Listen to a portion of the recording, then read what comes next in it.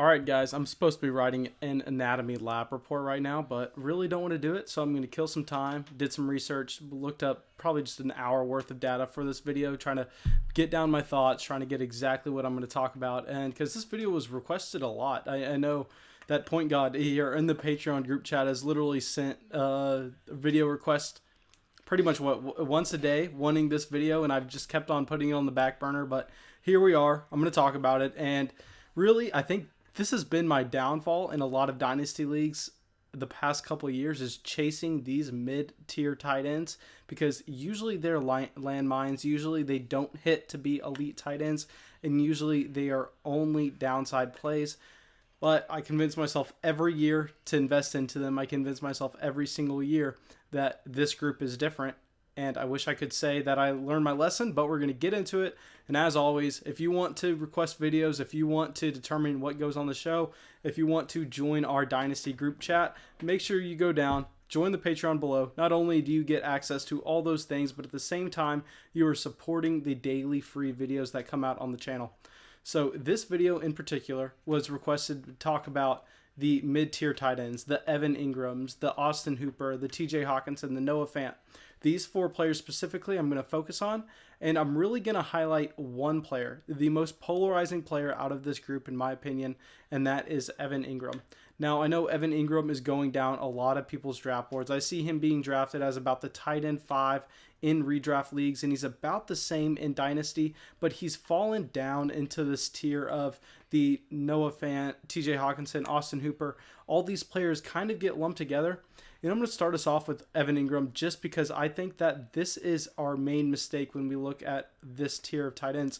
I think that Evan Engram is closer to the tier above tight ends than he is to this tier. Now, keep in mind, I'm going to go through Evan Engram's career, but if you've been playing Dynasty long enough, you remember Evan Engram coming in. You remember the scouting profile on him.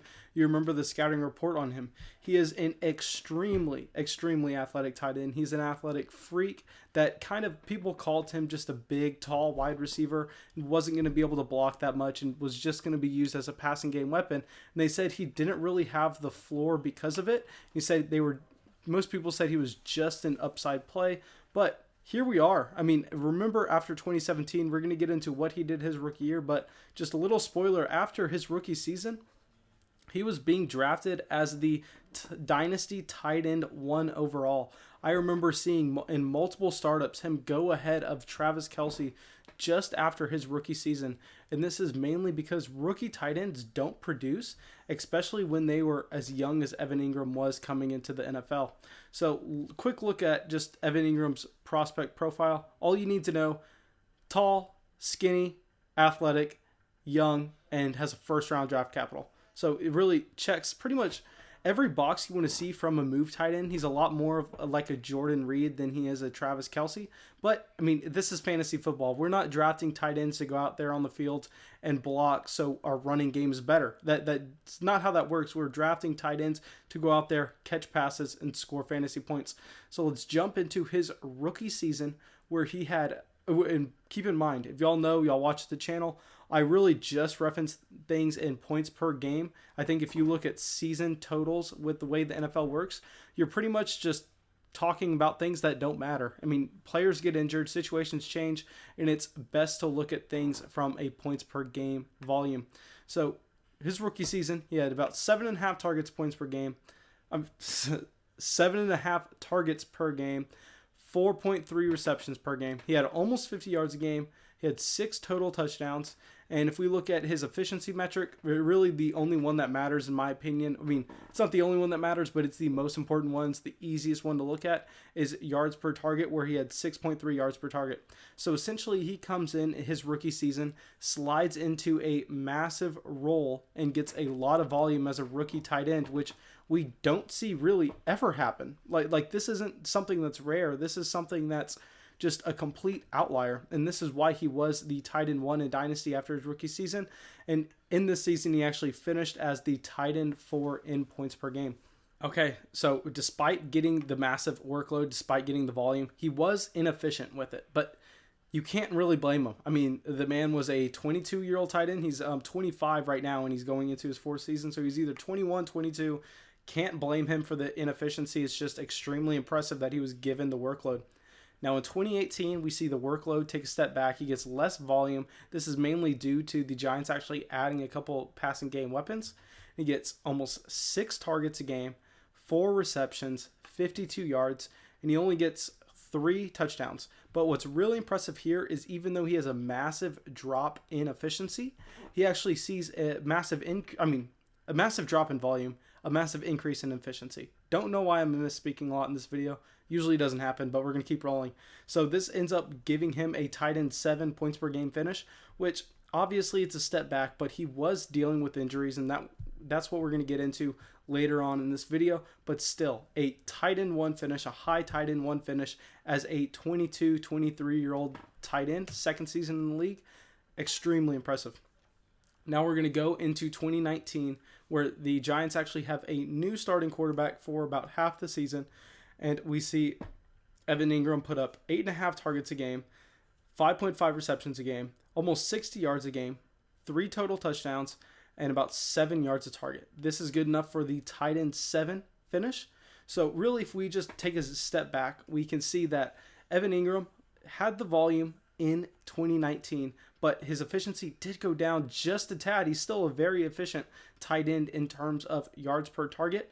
But he did get the efficiency in all 3 seasons of his NFL career. He has increased in yards per game, which is extremely important in my mind. And let's kind of address right now why his value is so low, and that is the injuries he has suffered throughout his career. And let's try to determine if these injuries are something we can predict going forward and if they are just kind of random fluke injuries. So 2017, he only really had 1 injury, and that was a rib contusion that missed 1 game. 2018, he had a knee sprain where he missed 3 games, and he had a hamstring strain where he missed 2 games. These injuries were spread out over the season, but I will want to say that I think that they're related. Just because if you do have that knee sprain, you're going to be running different than you would have otherwise. So I think that these 2 injuries we can chalk up to really just as a 1 injury. I think maybe he came back a little too soon from that knee sprain. But now let's look at the most recent year, 2019. He missed 1 game from an MCL sprain, and he missed 6 games from a midfoot sprain, which actually required surgery, but he will be ready by the beginning of the season. So if we look at all these injuries, really, in my opinion, they are a little worrisome, except when it comes to the midfoot sprain, which in my opinion was completely random. And I think that if we chalk it all up, considering the discount you're getting with Evan Engram due to these injuries, I think he is a buy because of it. Just because I don't think we can easily project him to miss many games in 2020. And when he is on the field, we know at worst he's going to be the tight end 7, at least throughout his entire career. And I think he has the upside to finish pretty much as a top 3 tight end. So in Dynasty, in tight end premium leagues, go out, buy some Evan Engram. You should be able to get him at a discount. Now let's go to Austin Hooper, who I'm going to keep it real short. It's not going to be near as long as the Evan Engram analysis was. But with Austin Hooper, I liked him. I bought him a lot. I bought him in many leagues 2 seasons ago, and really have been just kind of reaping the production. It got the production for really cheap, and Austin Hooper has been a very good tight end in Atlanta. But I am very worried about his transition to the Cleveland Brown offense, not only because the weapons in this offense, but the volume for the offense will be a lot lower, and he will be a player switching teams. So Austin Hooper's value is on the decline. You cannot expect him to produce in 2020 like he did in 2019. So I think, honestly, out of this entire group, I may have Austin Hooper the lowest, just because I believe that in this new offense, his ceiling will be the lowest. Now, TJ Hawkinson, Noah Fant, very, very similar players when it comes to dynasty profiles. Obviously, Noah Fant is the freak athlete compared to the 2. TJ Hawkinson is a very good athlete in his own right, but Noah Fant is kind of in that Evan Engram prototype where he's not really a blocking tight end. He's more of a passing game weapon, and that's really what we want in fantasy. We saw his rookie season. He was actually extremely, extremely impressive, which has led for his value to increase from where it was last year. And TJ Hawkinson, all you have to know about him is he has a better tight end profile than pretty much any tight end we've seen since the 2017 NFL draft class. So I am especially buying TJ Hawkinson considering that he flashed multiple times his rookie season. So if y'all remember last year, people were taking Noah Fant and TJ Hawkinson in the mid-first round of Dynasty rookie drafts. And after both of them having impressive rookie seasons, which we don't expect from a tight end, their value has not really increased. If anything, it has decreased. So if you can get either one of these players for a late first round rookie pick, I am definitely buying. But thank you so much for checking out the video, guys. Really hope it helps you out. Really hope y'all got something from it. If you have not already, make sure you subscribe to the channel and go support the channel on Patreon. Have a great day, guys.